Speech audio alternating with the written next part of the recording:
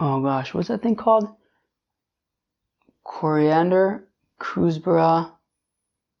I always forget this one.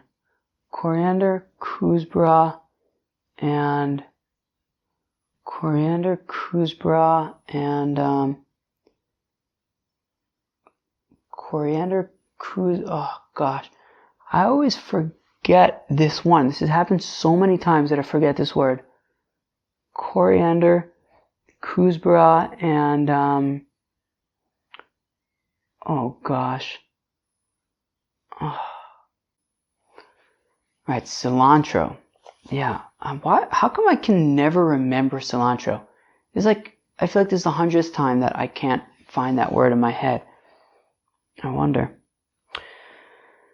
Friends, welcome back to Babel on Talmud. Today we're studying Daf Chaf Ches, Daf 28 of Masechta Ayruvin. What do we talk about? So we're in the middle of a discussion about what can you spend your maaser shaynee money on? Can you spend it on fish? I don't know, it depends who you ask. So we're going to continue on that discussion. Then we get a little bit into the concept of klal, ufrat, uklal, how to understand it. What else? Can you use coriander, which is why I was trying to remember cilantro. What's the nafkamina between coriander and cilantro? Is there a nafkamina? I don't know. What else? Green grains. Can you use green grains for an ayruv? What do you guys think?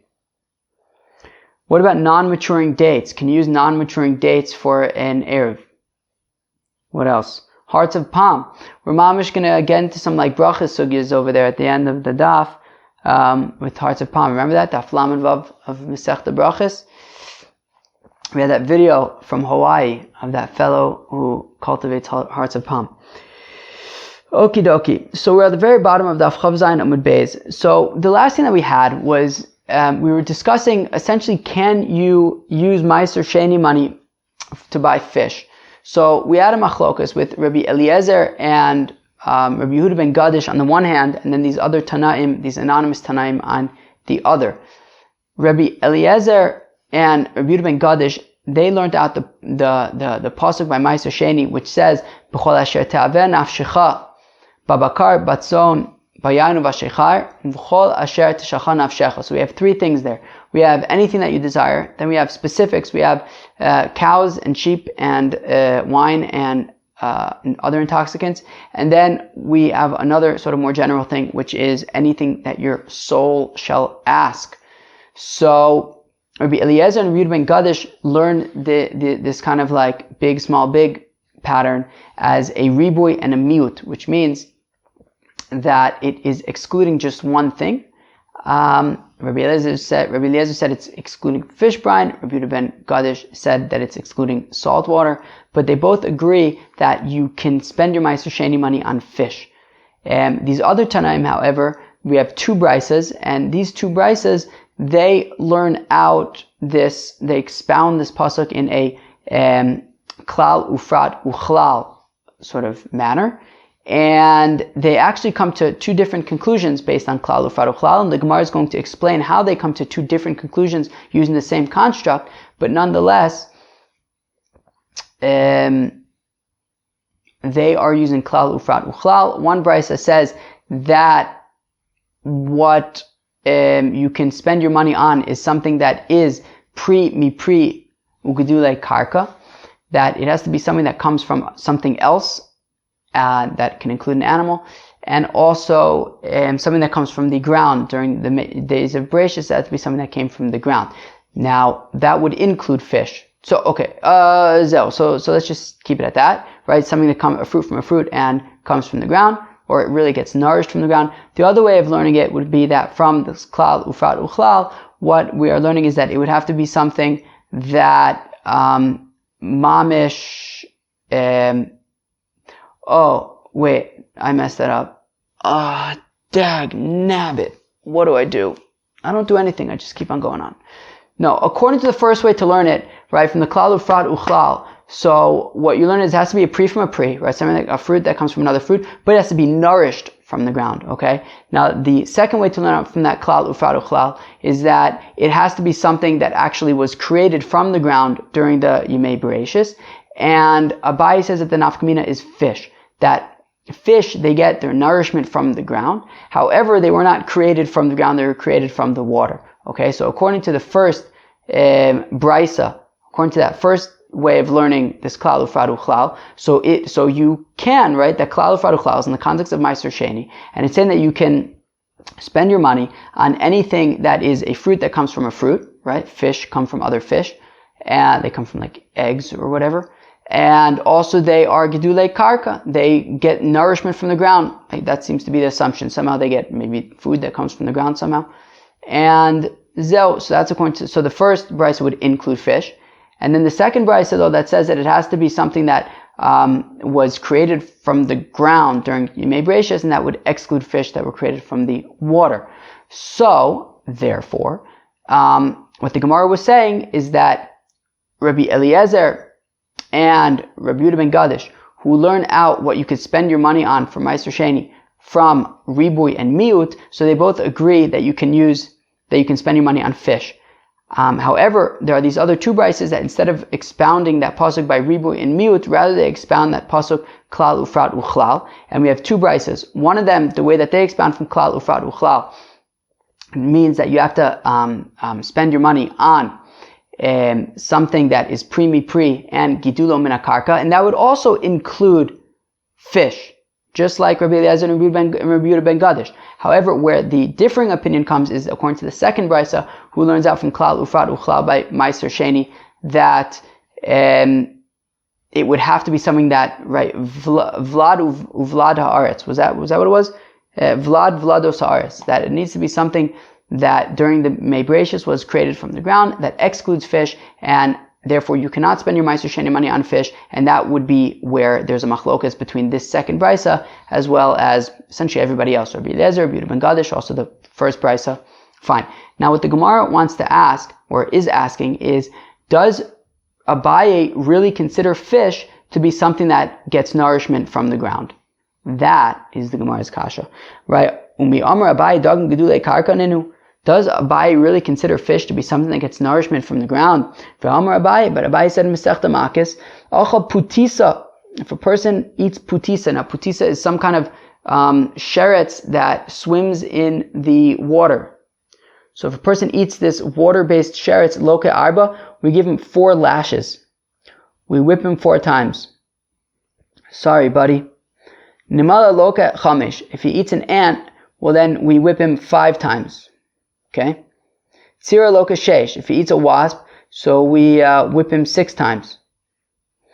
Yikes. Vim Isa. Now here's the question.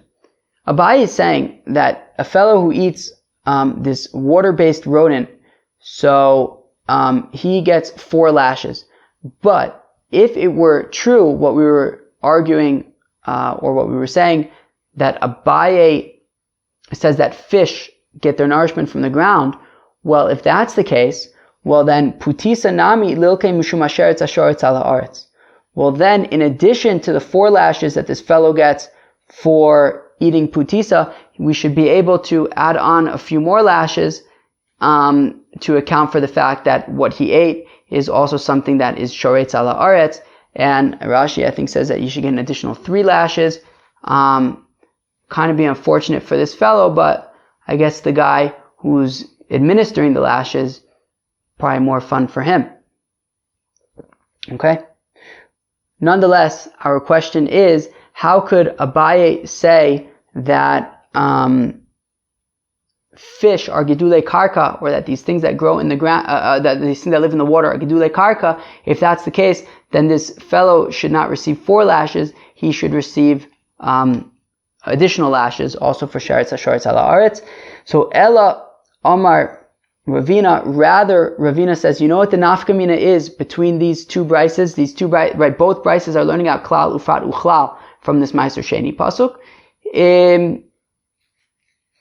What's an nafkamina? So I want to say that the difference between the two of them, right, on the one hand being pri ugdule karka. So that's one of the brises, and the other one learns out from the klal ufrat uchlal, that vlad vlados haaretz. So what's the nafkamina? Abaye wants to say that it was fish is the nafkamina. We just said that fish is going to be a problem because Abaye can't hold that because then it doesn't add up with what he holds by makis.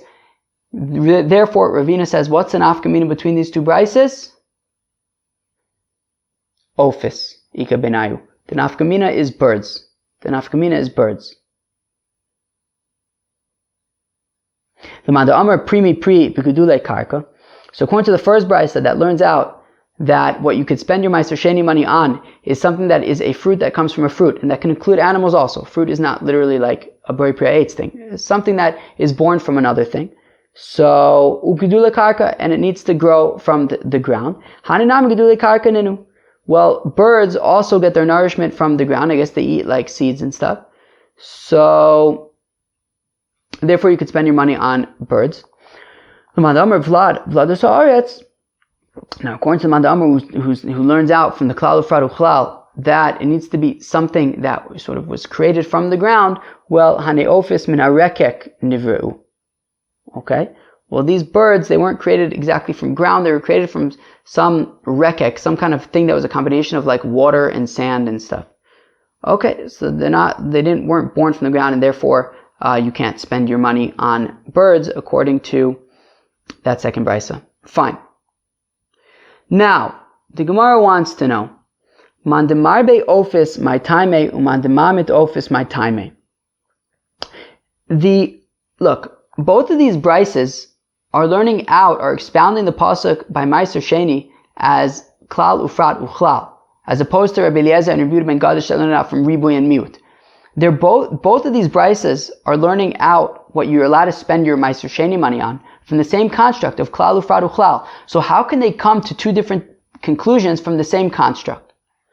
So, I'm going to read that again. Mandemar be ofis. So according to the first brisa that says that you are allowed to spend your money on birds, my time, how does he learn that out from the klal ufrad uchlal?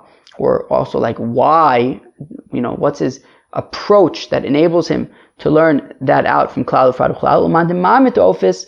And the Manda Amar, who excludes the birds, says that you may not spend your maaser shaynee money on birds, my time. What's his reasoning? So Manda Marbe Ofis Kasavar Klala Basra Davkra. So according to the Manda Amar, who includes birds, right? According to the first brisa that says that you're allowed to spend your maaser shaynee money on birds. So Kasavar, he holds that Klala Basra Davka, that when you have a klal ufrad uchlal, like we have over here by maaser shaynee, the first klal being b'chol asher taveh nafshecha, the first one being b'chol asher taveh nafshecha, anything that you will desire. So that's a klal. And then it says babakar batzon bayan v'shecha. That is a prat. And then it says b'chol asher teshachah nafshecha, right? Anything that your soul will ask for. So that's once again a klal. So he says that klal basra davka. So he says that the most important one, you have the klal, you have the prat, and the klal. The more significant one is going to be the second klal, as opposed to the first klal. And therefore, prat uchlal, so we're going to view it as a prat and a klal. We're not going to right now take into account the first klal. We're really just going to focus in on the second klal, which is coming after this prat. So the prat being bakar tzon, yain and shechar, and then it says b'chol asher teshachah nafshecha, anything that your soul may want. So you have a prat uchlal. So what happens when you have a specific description followed by a inclusive general description? So naaseh klal mosef ala prat. So what's happening is that the general rule is adding on to the details, right? So we had cows, sheep, wine, and intoxicants. And now we have a klal immediately following. That is coming to say, you know what? It comes to include absolutely everything. Spend your maaser shaynee money on whatever you want. V'israbuluhu kol mile. It includes everything. Absolutely everything. Ve'ahani klala kama. Okay, but then we do still have our first klal. We can't ignore the fact that it is a klal ufrat uchlal. It's not just a prat uchlal. So the first klal must be doing something. So it's coming in to rein in our sort of absolute inclusion somewhat. So the mu'ute kol dilo damile mishnei tzadin. And what that first klal is doing is it is saying that, you know what, yes, we can be inclusive and we could say that you could spend your maaser shaynee money on all sorts of things. However, there are some criteria, and that criteria is that it needs to be something that comes from something else, pre, and it needs to be gedulei karka. As long as it's pre or gedulei karka, then you can buy it. And that would include birds. Okay, fine. Office, and the Mandamur says that you're not allowed to purchase birds. Kasavar klala kama dafka. So he focuses on the first klal in this klal ufrat uchlal construct, and klal ufrat. So therefore, by focusing on the first klal and not focusing so much on the second klal, so you can kind of view it as, for now, as a klal ufrat. Okay, so you have a general rule which basically says go buy whatever you want with maaser shaynee money. But then you have a prat, and it says actually you can only buy cows, sheep, wine, and intoxicants. And therefore, forget about the klal. All we care about now are these four specific things.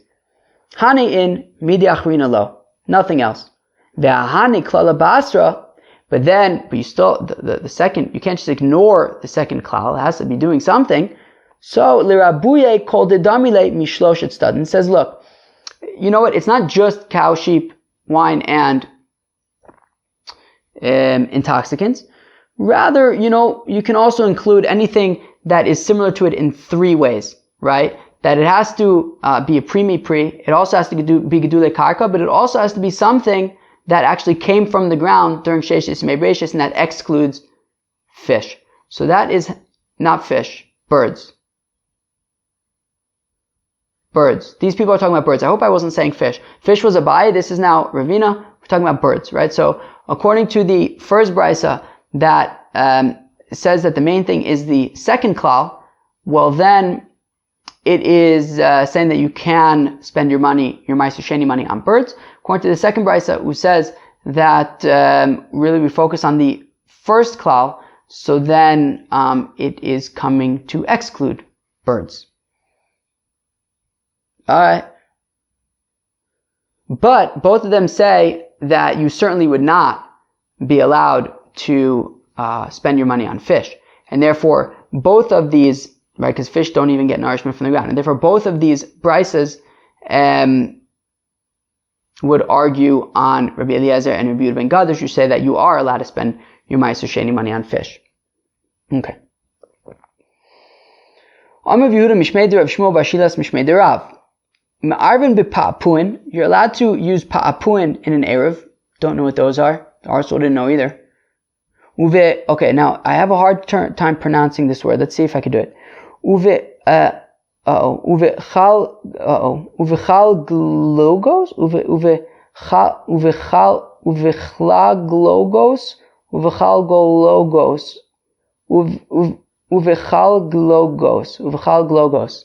uvechal glogos. Am I pronouncing that right? Uvechal gloglos. In English, that's purslane. You know what that is? Neither do I. Okay.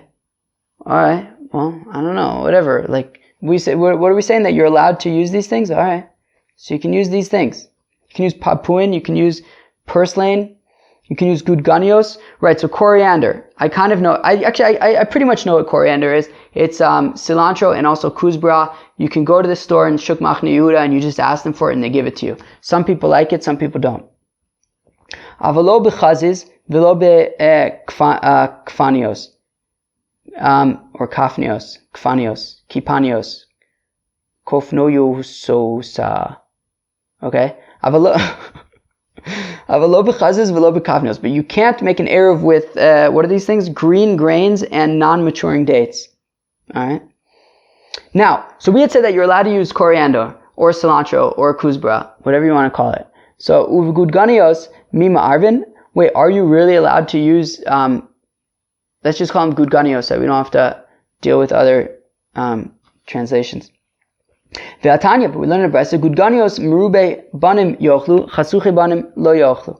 But we have a brisa that says that gudganios, people who have children, they can eat it. People who do not have children do not eat it because it, I guess, is not very good for your sperm, and therefore if you want to have children and you don't have children, so stay away from gudganios, from coriander. Okay? Now, here's the question. Okay, one second. Now, if the coriander gets really hard, well then it's going to be bad for everybody. Even if you have children, you should stay away from it. So now the question is, why would Rab say that you're allowed to make an ayruv with coriander if at best it can only be eaten by people who have children? But if it's hard, can't be eaten by anybody. And even when it's soft, people who don't have children shouldn't eat it. People who have children can eat it. So it sounds like something that we wouldn't necessarily want you to be ma'ariv with it, because at best it's only edible for some people.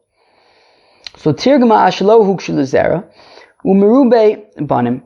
So one way to explain Rav is saying that when the coriander is not hard and we're talking about people who already have children, so then you make an ayruv with coriander. Alright, fine. Or else I'll say that really it's saying that even people who don't have children can make an ayruv with coriander. Because after all, people who have children are allowed to eat coriander. So therefore, even with people without children, right, people with children are able to eat coriander, and therefore people without children can even make an ayruv with coriander, right? Because milotanan, because after all, did we not learn in our very own Mishnah, ma'arvin the nazir b'yayin l'Yisrael b'truma, that a nazir is allowed to make an ayruv with wine, and Yisrael is allowed to make an ayruv with truma. From there we see afagadlo chazi lahai. So we see from our Mishnah that since you're allowed to make an ayruv, a nazir can make an ayruv with wine, and Yisrael can make an ayruv with truma, we see that even though the specific person who's making an ayruv with these items is unable to consume them, but since other people can consume them, so therefore they're acceptable to be used for an ayruv. So achanami here also, even though this person who doesn't have children should stay away from coriander, nonetheless, since people with children can eat it, so even people without children can use it for an ayruv. Or if you want, I will say, or when Rav said that you're allowed to use coriander, it's talking about median coriander, and anybody can eat that stuff, and therefore what, chevra? Therefore you can use it for an ayruv, l'chol hadeos, according to everybody. Friends, let's move on. Uvchaz is when we're talking about green grains, lo, right? So meaning, Rav said that you're not allowed to make an ayruv with green grains. But is that really true? V'amar Rav Yehuda amar Rav, kshos, hops, v'chazes, and green grains, ma'arvin boen, u'mvarchim aleim boi pri adam. You are allowed to use these items in an ayruv, meaning you're allowed to use hops as well as green grains in an ayruv, and the bracha is bread pri adama. So how come on the one hand Rav is saying that you're not allowed to use green grains in an ayruv, but then he's saying that you are allowed to use green grains in an ayruv? No, what's going on? That's like pretty binary machlokas right there. One says yes, one says no. Reminds me of the time when I was in Yeshiva University. We had a bechina with Rabbi Simon. And at that point he was doing oral bechinas, which were pretty good. I mean, I studied for them, but apparently my colleagues didn't. And so we were doing the oral bechina, and Rabbi Simon, he asked the question, and he didn't ask it to me, he asked it to, so it was me and my chavrusa, and then there was like one other guy who kind of just latched on, because I guess he needed to do the bechina. So it was like the three of us, and he asked the question to like my chavrusa, I think. Or no, I think he asked the chavrusa to like the question to like the third guy, and the third guy I think obviously didn't know the answer, so I think he replied that it's a machlokas, and I think Rav Simon was like, okay, great. Anything else you want to say? But there wasn't. So then he looked at my chavrusa, and I think he basically said, one person says it's mutter, one person says it's aser. Alright, clearly nobody studied. Well, I guess that's the general assumption. I guess it's just good to know that if ever anybody wants to know something, it's probably a machlokas, and probably one person says it's mutter and one person says it's aser. But our Gemara wants to know, why is he saying it's mutter and why is he saying it's aser, especially since it's the same person saying mutter and aser. So lo kasha, hami kami da asar Rav lebavel, alav asar da asar Rav lebavel. So the Gemara says it's no problem. When Rav said that you may not use green grains, it was before he moved to Bavel. However, once he moved to Bavel and he saw that people were eating green grains, then he said, oh, okay, well I guess green grains are an acceptable food item, and therefore you can use them for an ayruv. Fine. Great. So that's why he changed his mind, because once he went to Bavel, he saw that people eat this stuff and you can use it for an ayruv. Where are we? Uvavel have Yeruba Da'ama? But the Gemara asks, but so what?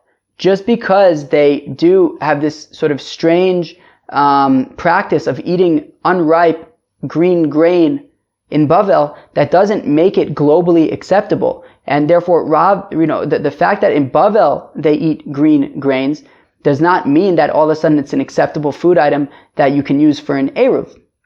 Right, so the Gemara says, is Bavel considered the majority of the world? That just because in Bavel they eat green grains, therefore the halacha is that you can always use green grains for an ayruv?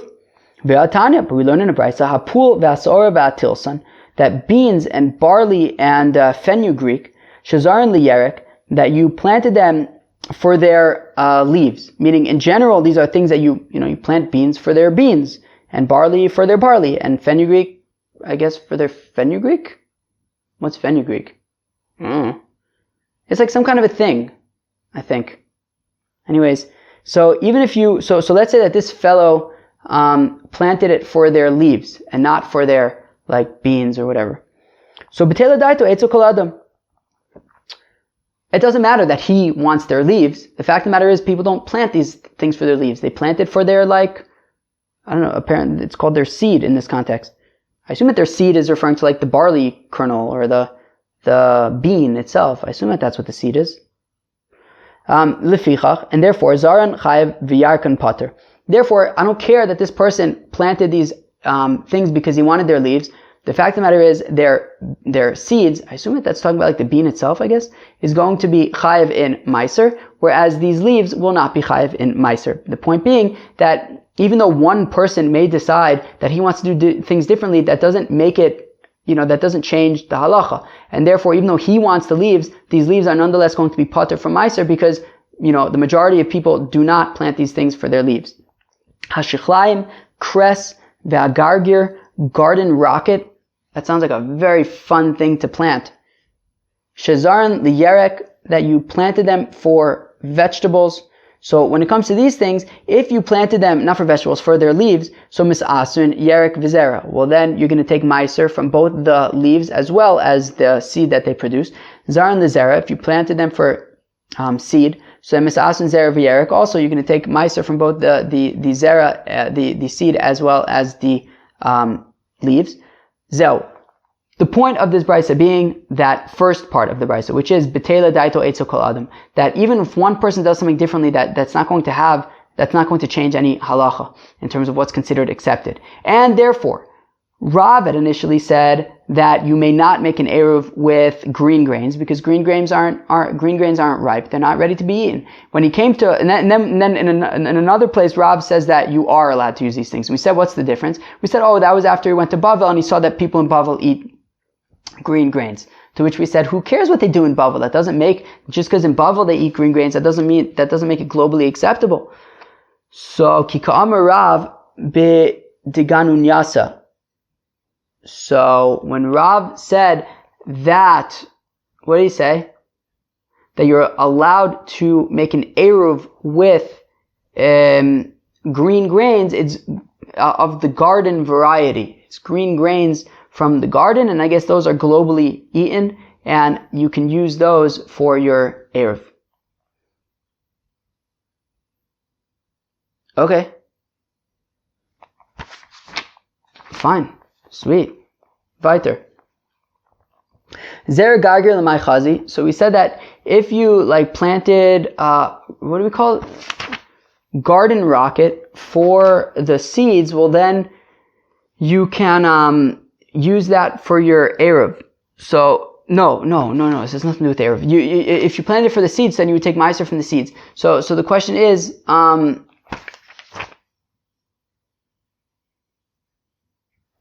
fine. So then you would, the question is, what are you going to do with the seed of garden rocket? So, Amr Yochanan shekem Rishonim shlo hayalayim pilplin shochkin oso umatbilin bo asatzali. So, Rabbi Yochanan said, well, actually, this garden rocket was usable for that. The earlier generations, if they wouldn't have pepper available to them, so they would grind up garden rocket and they would put that, and they would dip their meat into that. Okay, very nice. Let's move on. Reb Zera, so Reb Zera, when he was tired from learning, so he would go and he would sit by the entrance to the Beis Medrash of Rav Yehuda bar Ami, which is very interesting because we saw in Masechta Brachos and Daf, this, we're learning today Daf Chav Ches of Masechta Ayruvin. So if you go back 2 Masechtas to Perek Chav Ches of Masechta Brachos, so we also see that Reb Zera, when he would get tired, he would go and sit outside of the Beis Medrash. But over there, it was Rav Nassim bar Tovi's Beis Medrash. Over here, it's saying that he would also sit, I guess, by the Beis Medrash of Rav Yehuda bar Ami.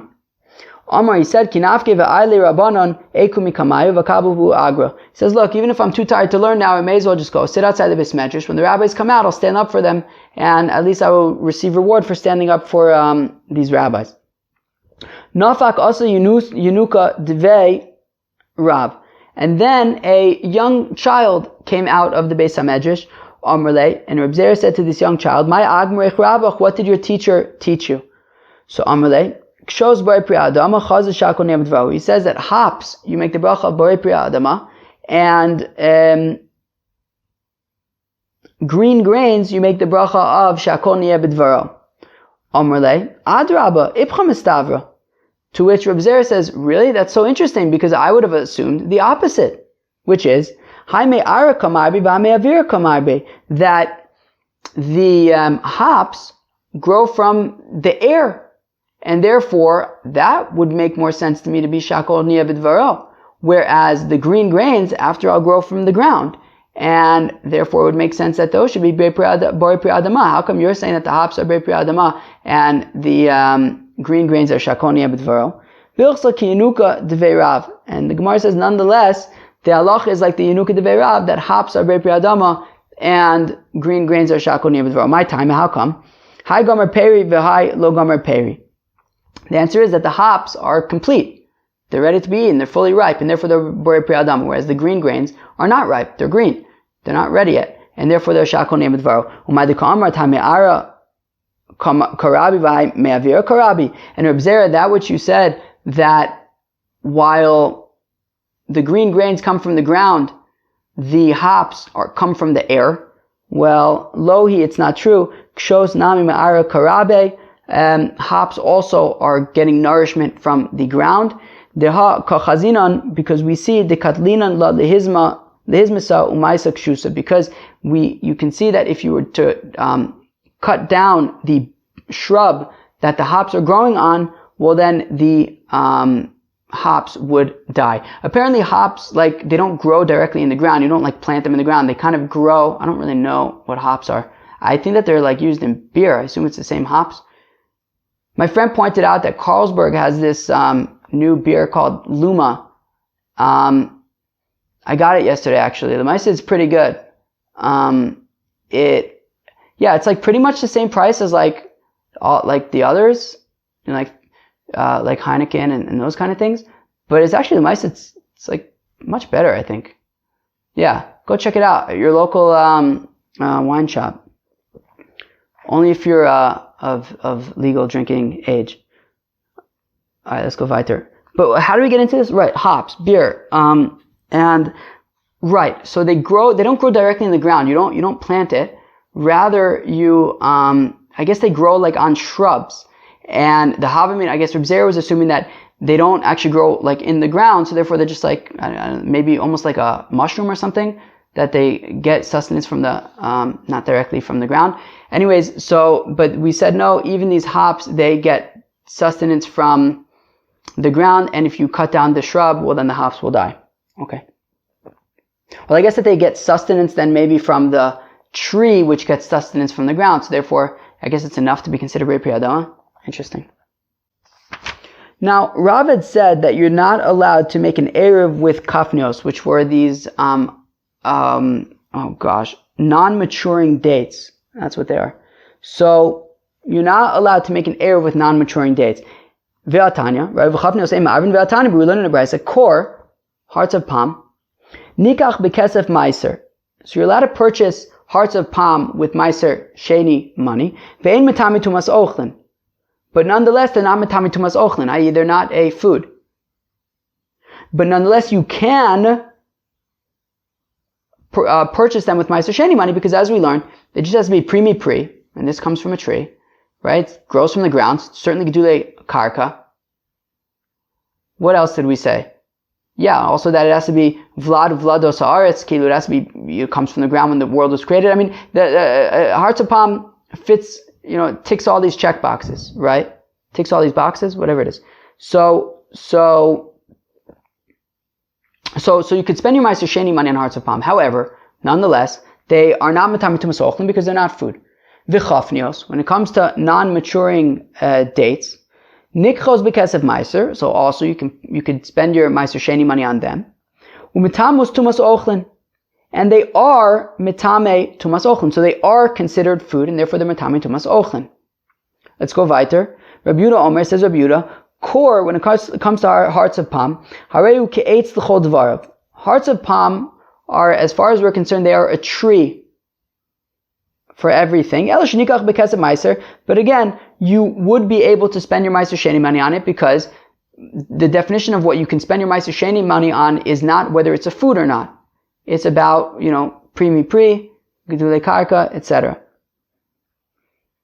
V'chafnios, and says Rabbi Yehuda, when it comes to non-maturing dates, harein kipri l'chol devreim, they are treated like a fruit for all intents and purposes. Ella shabturis min maaser, but you just don't take maaser from them. Okay, so here's our question: how could Rav say that you are not allowed to use these non-maturing dates for your ayruv if he says that they are chayav, right, that they are mitame tumas ochlin? If they're mitame tumas ochlin, it means that they're food, right? And if they're food, so then you should be able to use them for an ayruv. So why does Rav say that you're not allowed to use these non-maturing dates for an ayruv? So the Gemara answers, Hasam b'din ischane.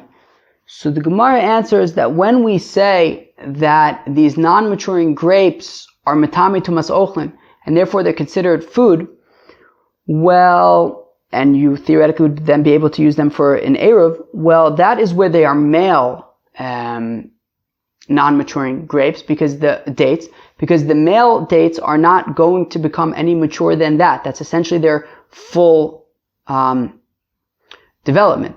And that is why they would be mitame tumas ochlin, and some of them you would be able to use them for an ayruv. However, when Rav says that you're not allowed to use these non-mature dates, that is female dates that are going to grow larger and continue to grow, and therefore they are not considered ripe, and and some of them they wouldn't be mitame tumas ochlin, and therefore you cannot use them for your ayruv.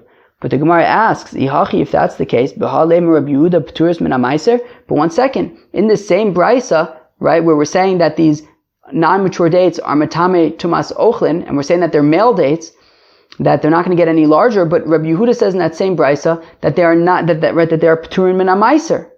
If we're talking about male dates that have essentially reached their full development, would Rabbi Yehuda really say that they're patur from maaser? But we learn in the brayso, Rabbi Yehuda lo huzkru page besione ella leinyan maaser bilvad, that these non-mature figs of besione, they were only mentioned regarding maaser, that page besione ve'ahine de tovina chayavin b'maaser, that these non-mature figs of besione and these non-mature dates of tovina, they are chayavin in maaser, because we're talking about male non-mature dates and non-mature figs that aren't going to get any more developed, and therefore they're chayavin in maaser. So if it's true that brayso where we're saying that these non-mature dates are tahor from tumas ochlin, that they're not shaykh to tumas ochlin, and we want to say that those are male dates,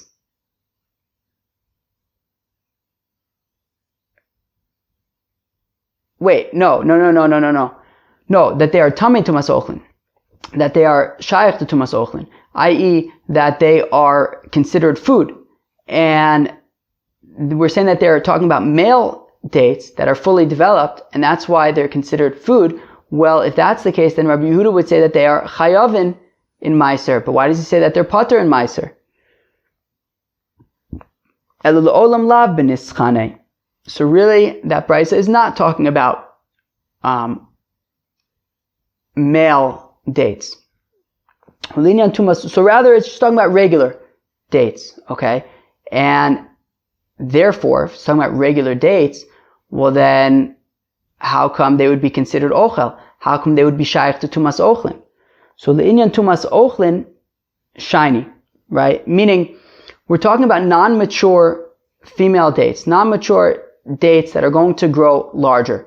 And because they're going to grow larger, so that is why Rabbi Yehuda says that they are not shaykh to maaser. Okay, and then mistama also you would not be able to make an ayruv with them. But then the question remains, then how come the Tanakama is saying that they would, and mistama Rabbi Yehuda would agree, that they would be metami tumas ochlin? So, ule'inyan tumas ochlin, shaynee, kedam Rabbi Yochanan, it's like Rabbi Yochanan says, ho'ovroi lemaskan idea, or since if you put these non-mature dates over fire, you can kind of fix them and make them good. So achanami ho'ovroi lemaskan idea, or. So actually no, so Rabbi Yochanan was talking about in a different context, which was, as we're going to see in a minute, almonds. So here also, since by these non-mature dates, you'd be able to put them over fire and make them good, well then, in terms of tumas ochlin, they will be metami tumas ochlin already, but in terms of, ayruv, you would not be able to use them for an ayruv, as Rob said. That is because by an ayruv, you need them to be edible now.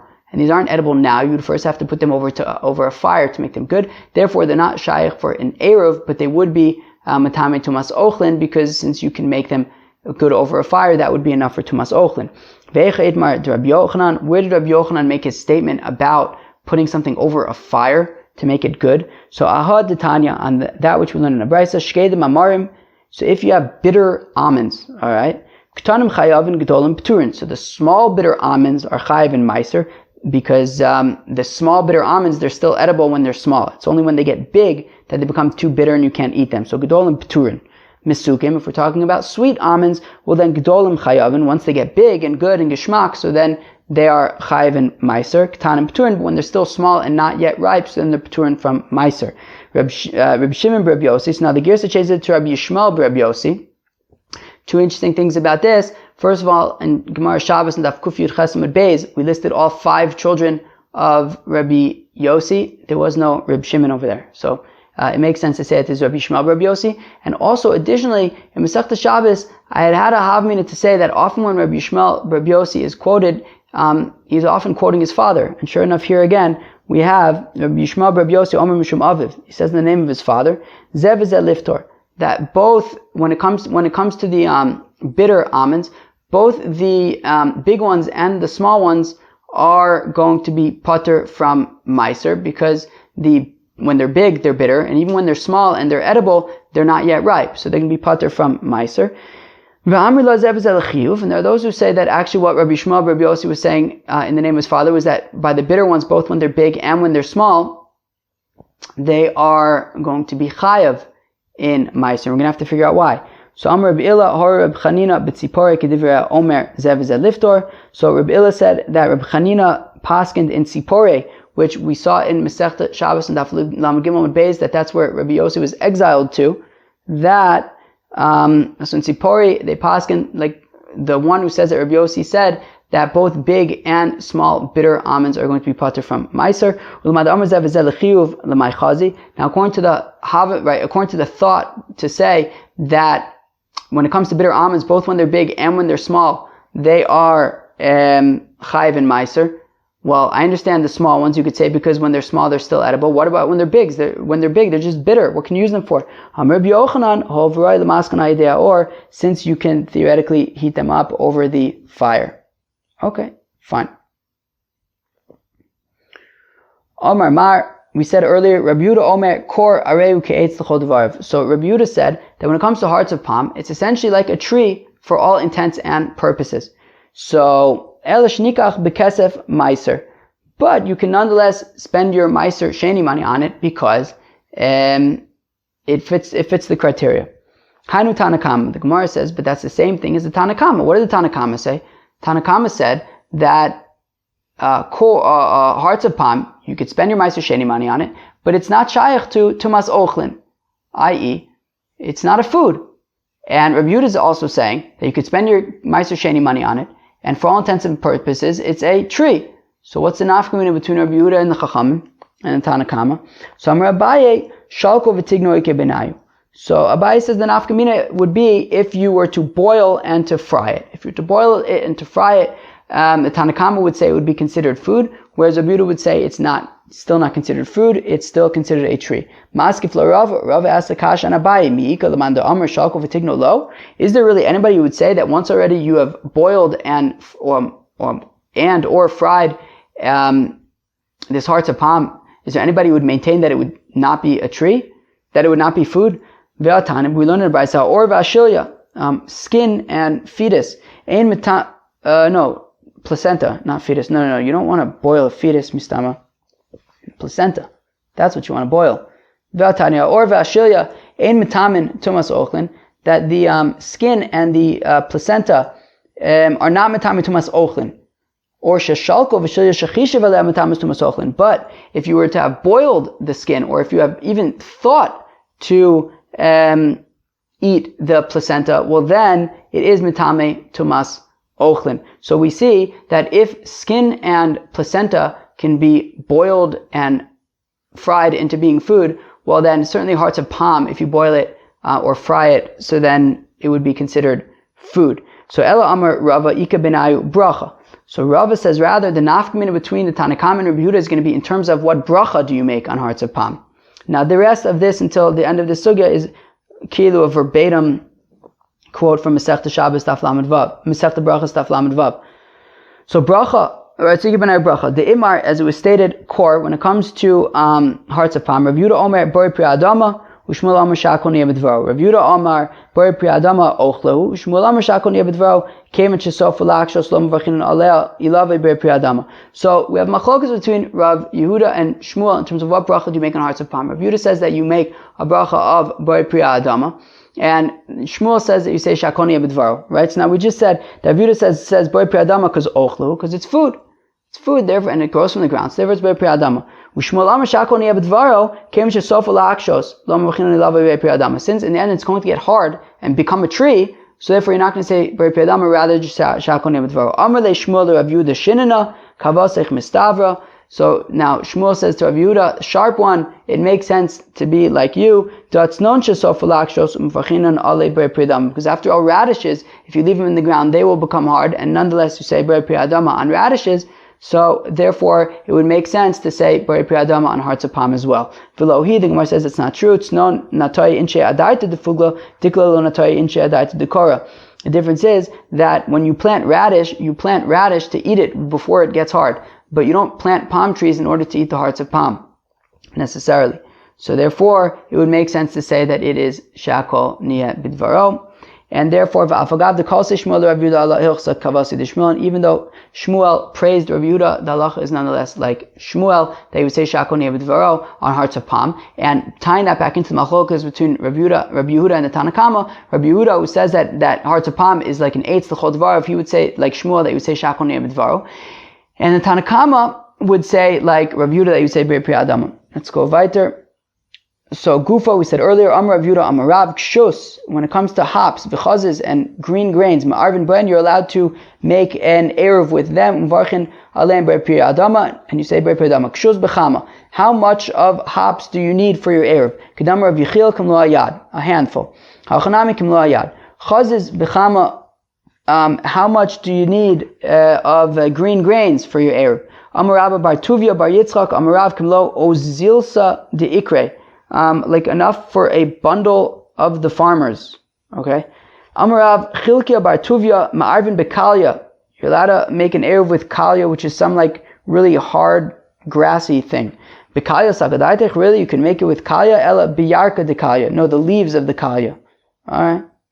V'chama, how much leaves of kaya? Amar v'chil kim lo ayad, a handful. Rabbi Yirmiyah nafak l'kiryasa. Rabbi Yirmiyah went out to the villages.